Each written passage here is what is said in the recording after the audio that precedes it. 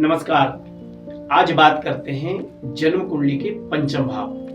जो पंचम भाव जो होता है, इस घर का जो कारक है वो सूर्य है। इस भाव से क्या देखा जाता है तो संतान देखी जाती है। इस भाव से विद्या देखी जाती है, ज्ञान। इस भाव से हमको जीवन में किस दिशा में आगे बढ़ना है ये भी देखा जाएगा। इस भाव से हमें जीवन में किस उपलब्धि तक हमारी आय के स्रोत बढ़ सकते हैं। विद्या से संबंधित हम जीवन में सफल हो सकते हैं या बिजनेस से संबंधित सफल हो सकते हैं, ये भी हम पंचम भाव से देखते हैं। पंचम भाव जो होता है वो हमको जीवन में आगे बढ़ाने का मुख्य स्रोत होता है।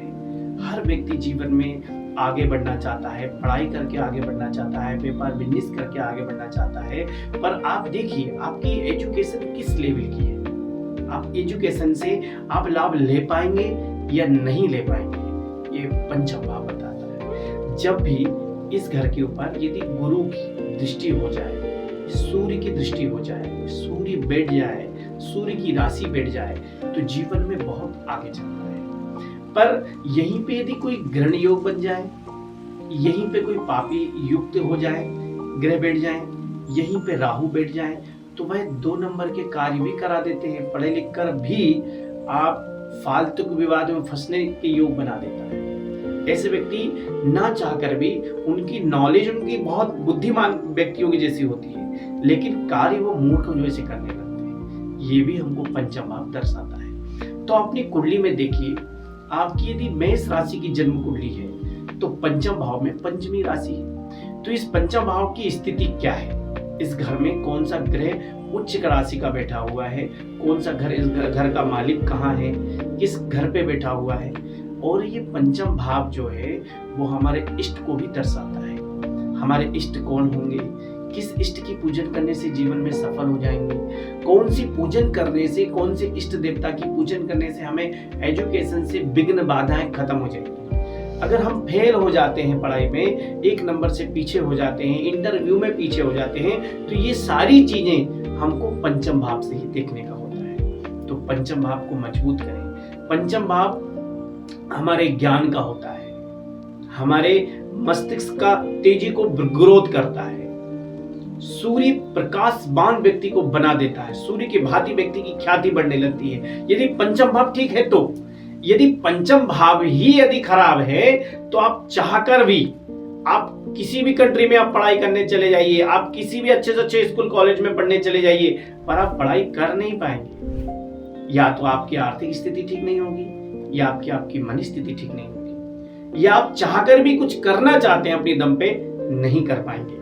ये सारी चीजों को हम जो देखते हैं वो पंचम भाव से देखते हैं। तो अपनी कुंडली को दिखाइए, उस कुंडली में देखिए कि पंचम भाव की स्थिति कैसी है। यदि आप पंचम भाव को मजबूत कर लेते हैं तो जीवन में आपको रोकने वाला कोई नहीं है, क्योंकि पंचम भाव में जिस ग्रह की दृष्टि है, ये जो ग्रह बैठा हुआ है, तो उसकी 7वीं दृष्टि अपनी आय भाव पे जाती है। यदि आप ज्ञान हैं तो आपको ज्ञान से क्या लाभ मिलेगा, तो आपकी दृष्टि लाभ भाव पे। और यदि लाभ भाव पे कोई ग्रह बैठा है और पंचम भाव पे उसकी दृष्टि है, 7वीं दृष्टि, तो किस लेवल का आपका ज्ञान आएगा ये हम देखेंगे।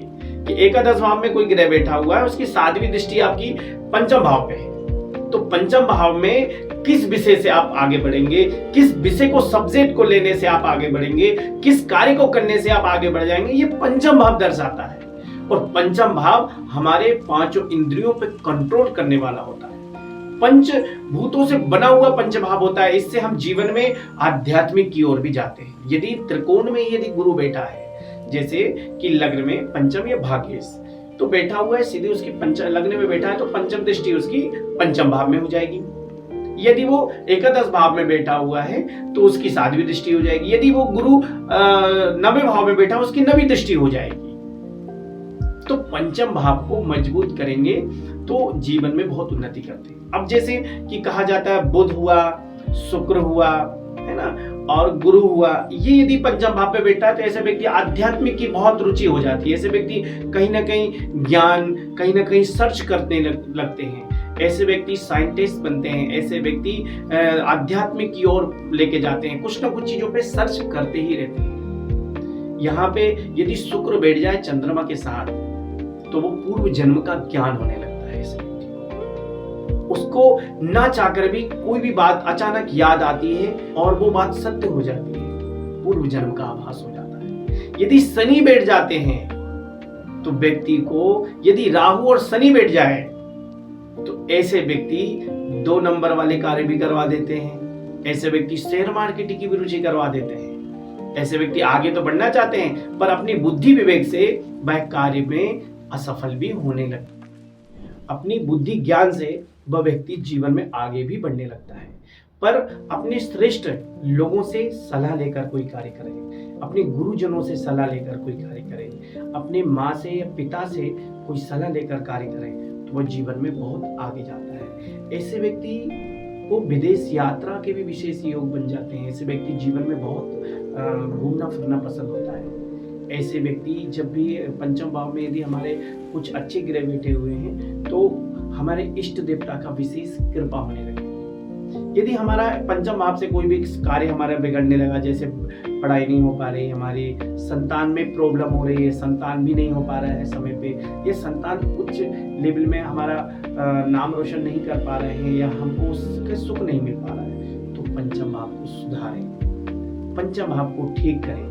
पंचम भाव में कौन सी राशि है उसकी उपाय करें, उसके ऊपर कौन से ग्रहों का प्रभाव है उसको ठीक करें। यदि आप ऐसा करेंगे तो बहुत जल्दी आप आगे बढ़ जाएंगे और पंचम भाव को खोल लेंगे। जीवन में हमारी उन्नति होने लगेगी, हम जीवन में सफल